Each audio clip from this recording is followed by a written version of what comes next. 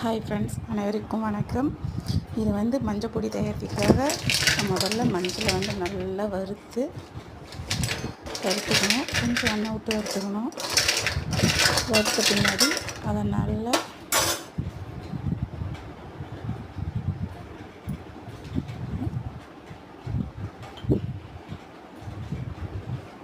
கொஞ்சம் லேசாக எண்ணெய் விட்டு வறுத்துக்கணும். அப்புறமா தண்ணியில் போட்டு நல்லா சுத்தமாக கழுவி அதை காய வைக்கணும்.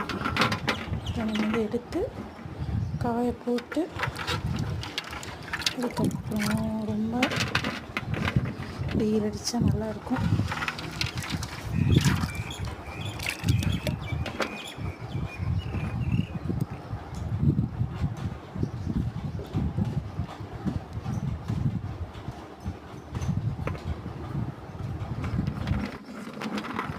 நல்லா காய